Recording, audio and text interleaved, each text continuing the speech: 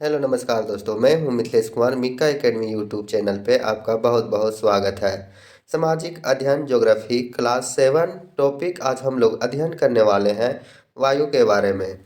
और बता दें दोस्तों, अधिगम के लिए मिक्का एकेडमी यूट्यूब चैनल को आप लोग सब्सक्राइब कर सकते हैं। नेक्स्ट हम लोग अध्ययन की ओर बढ़ते हैं। हम सभी जानते हैं कि जो वायुमंडल बने हुए हैं यह बहुत सारी गैसों से बनी हुई है, जो कि नाइट्रोजन 78%, ऑक्सीजन जो कि है सो 21% पाया जाता है, और कार्बन डाइऑक्साइड 0.04%। और बता दें दोस्तों, जो अदर गैसेस हैं वो 0.96% पाई जाती है। बता दें, विभिन्न एग्जामों में अक्सर यह प्रश्न पूछ लिया जाता है कि वायुमंडल में सबसे ज़्यादा कौन सी गैस पाई जाती है। तो इसका उत्तर होगा नाइट्रोजन, क्योंकि आप यहाँ पे पाई चार्ट के माध्यम से देख सकते हैं सबसे ज़्यादा एरिया में कौन सा है, नाइट्रोजन गैस जो 78% है। फिर उससे कम कौन सा है, ऑक्सीजन गैस है। फिर उससे कम में है थोड़ा अदर गैसेस है, और फिर कार्बन डाइऑक्साइड 0.04% है। नेक्स्ट हम लोग दूसरा टॉपिक की ओर बढ़ते हैं। इसमें हम लोग वायु दाब एयर प्रेशर के बारे में देखते हैं। पृथ्वी की सतह पर वायु के भार द्वारा लगाया गया दाब वायु दाब कहलाता है। वायु दाब किसको कहते हैं? पृथ्वी की सतह पर वायु के भार द्वारा लगाया गया दाब वायु दाब कहलाता है। वायुमंडल में ऊपर की ओर जाने पर दाब तेजी से गिरने लगता है, और जब वायुमंडल में लोग ऊपर जाता है तो क्या होता है कि दाब है वह तेजी से गिरने लगता है। समुद्र स्तर पर वायु दाब सबसे अधिक होता है, यानी जो समुद्र के किनारे है या समुद्र पर है सो सर्वाधिक वायु दाब होता है, और ऊंचाई पर जाने पर यह घटता जाता है। वायु दाब का क्षैतिज वितरण किसी स्थान पर उपस्थित वायु के ताप द्वारा प्रभावित होता है। अधिक तापमान वाले क्षेत्र में वायु गर्म होकर ऊपर उठती है। यह निम्न दाब क्षेत्र बनता है। बता दें दोस्तों कि जहाँ पे है सो गर्म ठंडा हवा है, और उस क्षेत्र पर सूर्य की प्रकाश पड़ने पर वह गर्म हो गई हवा, तो यह है सो क्या है, गर्म होकर ऊपर की ओर उठेगी। अधिकतर हम लोग देखते हैं कोई भी गैस है सो ऊपर की ओर उठती है, तो वैसे क्षेत्र में क्या होगा, निम्न दाब क्षेत्र बनता है। निम्न दाब वायु युक्त आकाश एवं नम मौसम के साथ जुड़ा होता है। कम तापमान वाले क्षेत्र में वायु ठंडी होती है। इसके फलस्वरूप यह भारी वायु निम्न होकर दाब क्षेत्र बनाती है। उच्च दाब के कारण स्पष्ट एवं स्वच्छ आकाश होता है, और उच्च दाब के कारण है सो आकाश भी है सो साफ दिखाई पड़ती है। वायु सदैव उच्च दाब क्षेत्र से निम्न दाब क्षेत्र की ओर गमन करती है। वायु है सो सदैव उच्च दाब से निम्न दाब की क्षेत्र की ओर है सो गमन करती है। चांद पर वायु नहीं है, इसलिए वहाँ पर वायु दाब भी नहीं है। अंतरिक्ष यात्री जब चांद पर जाते हैं तो वह विशेष रूप से सुरक्षित हवा से भरी हुई अंतरिक्ष पोशाक पहनते हैं। ऐसा इसलिए कि यदि वह इस अंतरिक्ष पोशाक को न पहने तो अंतरिक्ष यात्री के शरीर द्वारा विपरीत बल लगने के कारण उनकी जो रक्त शिराएं हैं वह फट सकती है, जिससे है सो अंतरिक्ष यात्री का रक्त स्रावित हो सकते हैं। नेक्स्ट हम लोग देखते हैं पवन के बारे में।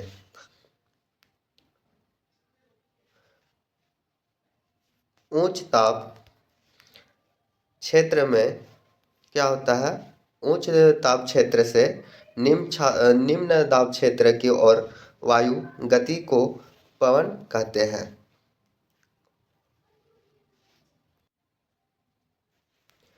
पवन का नाम उनके आने की दिशा के आधार पर निर्धारित होता है।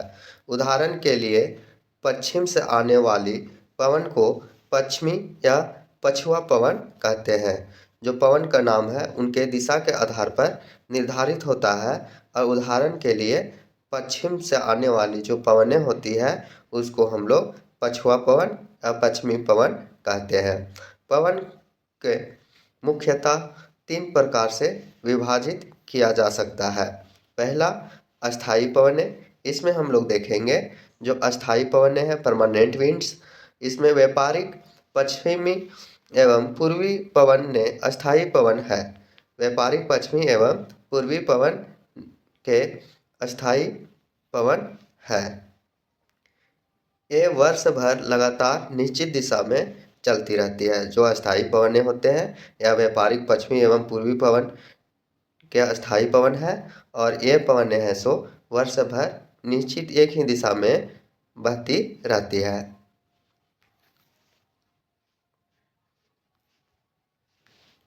मौसमी पवनें, सीजनल विंड्स, ये पवनें विभिन्न अपनी दिशा बदलती रहती है।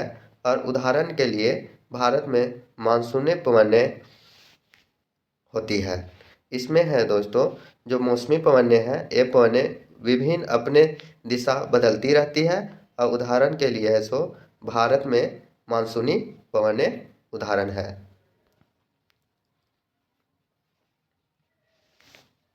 स्थानीय पवन, लोकल विंड्स, ये पवनें किसी छोटे क्षेत्र में वर्ष या दिन के किसी विशेष समय में चलती है। जो स्थानीय पवनें हैं यह किसी छोटे से क्षेत्र में वर्ष या दिन के किसी भी विशेष समय में चलती है। उदाहरण के लिए स्थल एवं समुद्री समीर, जो हम लोग पढ़ते हैं स्थल समीर और समुद्री समीर।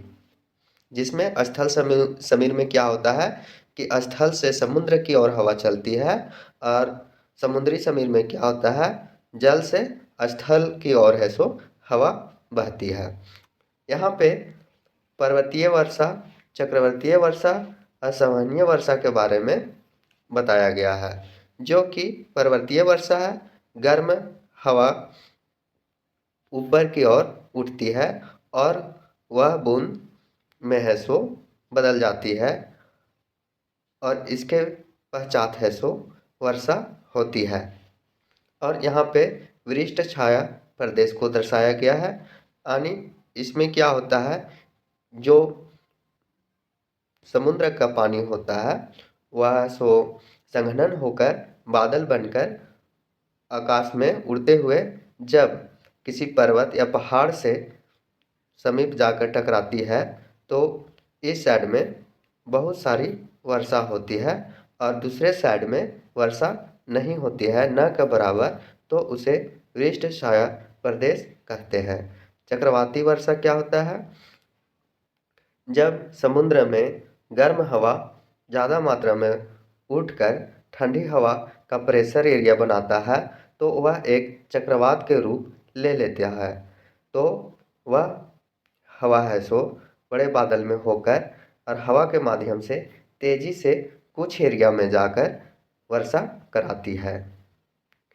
संवहनीय वर्षा, इसमें है सो यह वर्षा बहुत अधिक क्षेत्र में होती है, जो कि इसमें समुद्र से जो वाष्प होकर बादल बने, संघनन हुआ और जब एक निश्चित हवा और दिशा की ओर जाकर या किसी स्थान पे जाता है और वैसे क्षेत्र में जब यह ठंडा हो जाता है तो उस क्षेत्र में वर्षा होने लगती है। आर्द्रता, जब जल पृथ्वी एवं विभिन्न जलाशयों से वाष्पित होता है यह जल वाष्प बन जाता है। वायु किसी भी समय जलवाष्प की मात्रा को आर्द्रता कहते हैं। जब वायु में जलवाष्प की मात्रा अत्यधिक होती है तो उसे हम आर्द्र दिन कहते हैं। जैसे जैसे वायु गर्म होती है इसकी जलवाष्प धारण करने की क्षमता बढ़ती जाती है और इस प्रकार यह और अधिक आर्द्र हो जाती है। आर्द्र दिन में कपड़े सूखने में है सो काफ़ी समय लगता है। हम लोग देख सकते हैं कि जब बरसात का सीज़न आता है तो उसमें वायुमंडल में ज़्यादा आर्द्रता होता है और ज़्यादा आर्द्रता होने के कारण है सो बरसात के मौसम में, वर्षा ऋतु में हमारे जो भींचे हुए कपड़े होते हैं वो है सो आसानी पूर्वक नहीं सूखते हैं और सूखने में टाइम लगता है। और इसी तरह देखें गर्मी के दिनों में तो वायुमंडल में गर्म के कारण आर्द्रता में थोड़ी कमी हो जाती है और जिसके कारण है सो पूरा एटमॉस्फेयर गर्म रहता है और इसलिए है सो गर्मी के दिनों में कपड़ा आसानी से सूखा पाते हैं। एवं हमारे शरीर से पसीना आसानी से नहीं सूखता है, हम असहज महसूस करते हैं। जब जल वाष्प ऊपर उठना है तो यह ठंडा होना शुरू हो जाता है। जल वाष्प संघनित होकर जल की बूंद बनाते हैं। बादल इन्हीं जल बूंद का ही एक समूह होता है। जब जल की यह बूंदें इतनी भारी हो जाती है कि वायु में तैर न सके तब यही वर्षा के रूप नीचे आ जाती है। पृथ्वी पर जल के रूप में गिरने वाला वर्षा कहलाती है और जो बूंद या जलवाष्प संघनित होकर जब ठंडा हो जाता है तो वह है सो जल की बूंद बन जाते हैं और बादल इन्हीं जल के बूंदों से बना होता है, बूंदों के समूह से बना होता है। और जब जल यह बूंद भारी हो जाता है तो वायु में तैरने लायक नहीं होता है और वह है सो वर्षा के रूप में धरती पर गिरने लगता है, जो वर्षा या वर्षण कहलाती है। ज़्यादातर भौम जल वर्षा जल से ही प्राप्त होता है। पौधे जल संरक्षण में मदद करते हैं और पौधे हैं सो जल संरक्षण में मदद करते हैं। वर्षा 3 प्रकार के होते हैं और टाइप्स ऑफ रेनफॉल इसमें हम लोग देखते हैं। पहला संवहनीय वर्षा, दूसरा पर्वतीय वर्षा और तीसरा चक्रवाती वर्षा। संवहनीय वर्षा अधिक तापमान के कारण क्षेत्र में सतह के अत्यंत गर्म हो जाने के कारण होती है। अधिक तापमान एवं सूर्य ताप के अत्यधिक प्राप्ति के कारण सात हवाएं अत्यधिक गर्म होकर ऊपर उठने लगती है और क्रमशः ठंडी हो जाती है। यहाँ पे टाइपिंग थोड़ा सा मिस्टेक है। यहाँ पे है सूर्य ताप से अत्यधिक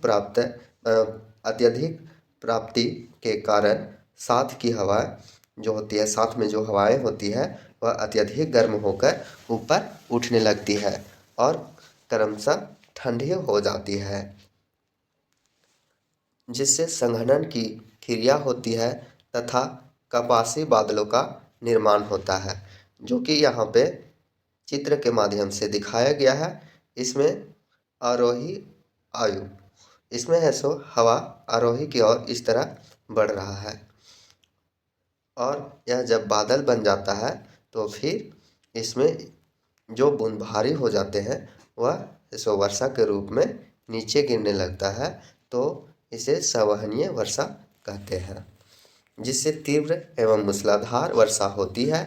और इस प्रकार की वर्षा गर्मियों में या दिन के गर्म समय में प्रायः होती है।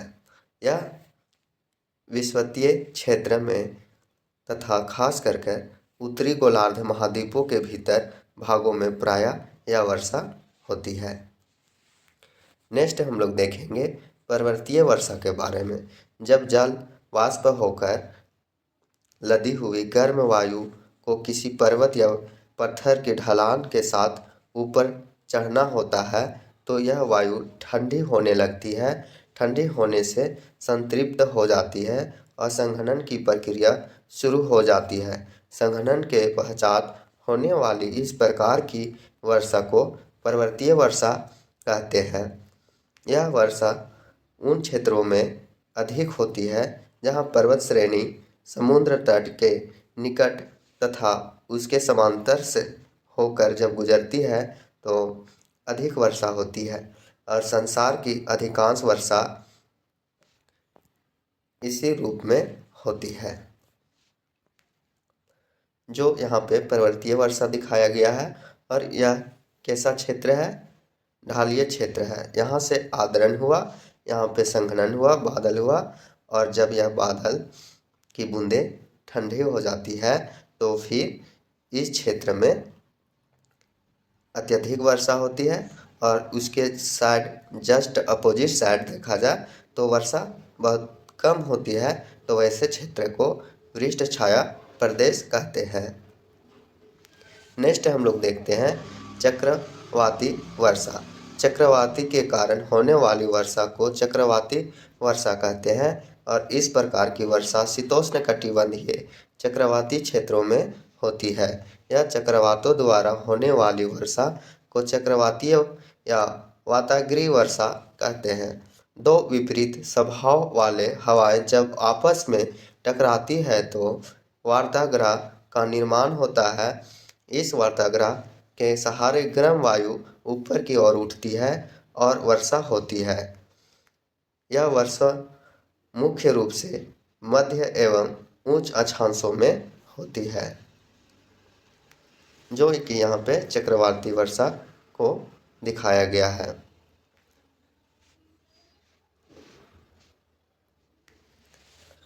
अब यहाँ पे कुछ लवणता के बारे में देख लेते हैं। 1000 ग्राम जल में मौजूद नमक की मात्रा होती है। महासागर की औसत लवणता 35 भाग प्रति 1000 ग्राम है। इजराइल के मृत सागर के बारे में देख लेते हैं। यह एक ऐसा सागर है जिसमें कोई भी तैराक जाता है तो डूबता नहीं है, या बिना तैराक भी जाएगा तो डूबेगा नहीं। आखिर क्यों? जो मृत सागर है इजराइल का, इसमें 340 ग्राम प्रति लीटर यानी 1 लीटर में 340 ग्राम है सो लवणता पाई जाती है। और इसी तरह है इसमें तैराक इसमें पल कर सकते हैं क्योंकि संघन बना देती है। नेक्स्ट देख लेते हैं जो एग्जाम के दृष्टिकोण से बहुत इम्पोर्टेंट है। 22 मार्च विश्व जल दिवस के रूप में मनाया जाता है, जब जल संरक्षण की विभिन्न विधियों को प्रबलित किया जाता है। बता दें दोस्तों, हम लोग क्लास 7 में वायु चैप्टर में वायुमंडल के बारे में थोड़ा कुछ है सो अध्ययन करना है। तो यह है सो वायुमंडल है, इसमें एटमॉस्फेयर में पढ़ेंगे। यहाँ पे सबसे पहला क्षोभमंडल और इसमें वायुमंडल। तो वायुमंडल किसको कहते हैं? जो कि है सो हमारे वायुमंडल में बहुत सारे गैसों का मिश्रण होता है और इसमें है सो कितनी परतें पाई जाती हैं? 5 परतें पाई जाती है और जो पृथ्वी की सतह से आरंभ होती है, जो कि यहाँ पे पृथ्वी है और इस सतह से आरंभ होती है वायुमंडल का। पहला में है यहाँ पे क्षोभमंडल, दूसरा में संताप मंडल, तीसरा में मध्यमंडल और चौथा में तापमंडल और पांचवा में वायुमंडल। इन सभी मंडलों के बारे में कुछ समझ लेते हैं हम लोग दोस्तों। क्षोभमंडल है सो यह क्या है? यह परत है सो वायुमंडल की महत्वपूर्ण परत है और इसकी औसत ऊंचाई है सो कितना है? 13 किलोमीटर है। 13 किलोमीटर। और इसी मंडल में है सो मौजूद हम लोग जो सांस लेते हैं वह वायु स्थित है और मौसम की लगभग सभी घटनाएं क्षोभमंडल में ही होता है। जैसे हम लोग पढ़े थे वर्षा के बारे में, कोहरा के बारे में, और इसमें है सो ओला वर्षण। इन सभी घटनाएं क्षोभमंडल में ही होती है। नेक्स्ट हम लोग देखते हैं, इस यहाँ पे है संताप मंडल, जो कि क्षोभमंडल से क्या है? ऊपर में है। जो कि क्षोभ मंडल के ऊपर में है, तो उसको हम लोग है सो संताप मंडल कह सकते हैं। और यह लगभग 50 किलोमीटर की ऊंचाई मध्य सीमा तक फैला हुआ है। और यह परत है सो बादलों एवं मौसम संबंधी घटनाएं यहाँ पे होती है। और इस मंडल में है कि मौसम बादल जो होती है घटनाएं यहीं पे होती है। और इस मंडल में है सो हवाई जहाज आदि है सो उड़ाया जाता है। और इसमें है सो ओजोन की जो परत है यह संताप मंडल में ही पाई जाती है। ओजोन और ओजोन परत है सो क्या होता है कि सूर्य से आने वाली जो हानिकारक गैसें होती है उसको आने नहीं देती है। और गैसों से क्या होता है, हम लोग को सुरक्षा मिलती है। नेक्स्ट हम लोग देखते हैं मध्यमंडल। यह मध्यमंडल है सो तीसरा परत है। और यह संताप मंडल के ठीक क्या है, ऊपर में है। संताप मंडल के ठीक ऊपर में होती है। और यह लगभग कितना होता है, इसका परत के बीच की दूरी 80 किलोमीटर। कितना है, 80 किलोमीटर की ऊंचाई तक यह है सो फैला हुआ है। और अंतरिक्ष में प्रवेश करने वाले जो उल्कापिंड है होते हैं इसी परत में आने से घर्षण होने के कारण जलकर खत्म हो जाती है। नेक्स्ट हम लोग देखते हैं तापमंडल, जो कि इसे वायुमंडल भी कहते हैं हम लोग। और यह है सो वायुमंडल में बढ़ती ऊंचाई के साथ इसमें तापमान है सो अधिक तीव्र से बढ़ने लगता है। जब इस मंडल में है सो जो तापमान होता है वह बहुत तीव्र होता है। और तापमंडल में है सो यह इसकी परत है सो कितनी है, 80 से लेकर 400 किलोमीटर तक है। 80 से 400 किलोमीटर तक। और इसी में है सो जो हम लोग रेडियो वगैरह सुनते हैं तो रेडियो तरंगे इसी परत में है सो छोड़ा हुआ है। और यह है सो वास्तव में पृथ्वी से है सो हमारी जो रेडियो तरंगे है इसको है सो पृथ्वी से रिटर्निंग भेजता है। जैसे मान लीजिए किसी क्षेत्र से प्रसारण हो रहा है और कोई रेडियो दूसरे व्यक्ति यहाँ पे सुन रहा है तो जो तरंगे हैं सो ट्रांसफ़र करती है। अब लास्ट में है वायुमंडल। तो वायुमंडल की जो सबसे ऊपरी परत है इसको वायुमंडल कहते हैं, वायुमंडल के नाम से जाना जाता है। और यह वायु की परत पतली परत होती है। और यह जो परत होती है यह है सो पतली परत होती है, जो कि हल्की गैस यानी जैसे हीलियम एवं हाइड्रोजन, हीलियम एवं हाइड्रोजन से क्या होता है, यह अंतरिक्ष में तैरती रहती है। इस वायुमंडल के क्षेत्र में हीलियम जैसी है और हीलियम जैसी गैसें है सो तैरती रहती है। बता दें दोस्तों, वायुमंडल से सभी कॉन्सेप्ट क्लियर हो गया होगा, जो कि फिर एक बार रिवीजन कर देते हैं। क्षोभ मंडल जो पृथ्वी से सटा हुआ है, यह मात्रा कितना है, 30 किलोमीटर 13 किलोमीटर है। फिर इससे ऊपर है संताप मंडल जो 50 किलोमीटर है। और क्षोभ मंडल में है सो हम लोग रहते हैं। और संताप मंडल में है सो हवाई जहाज़ वगैरह उड़ते रहता है। और जो संताप मंडल है इससे ऊपर मध्य मंडल है जो कि 80 किलोमीटर है। इस क्षेत्र में क्या होता है, जो मध्य मंडल है इसमें क्या होता है कि जो उल्का पिंड वगैरह गिरता है वह है सो यहीं पे है सो घर्षण के कारण जलकर राख हो जाता है। और जो तापमंडल है इसमें है सो रेडियो तरंगे वगैरह है सो इसमें छोड़ा गया है रेडियो संचार के लिए। और इसमें यह कितना होता है, तापमंडल 80 से लेकर 400 किलोमीटर तक फैली हुई है।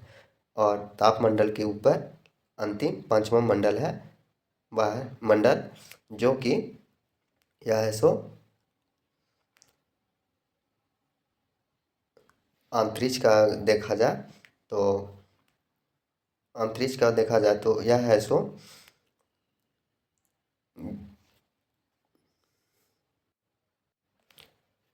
अंतरिक्ष का सबसे नज़दीक परत है। और इस परत में क्या होता है,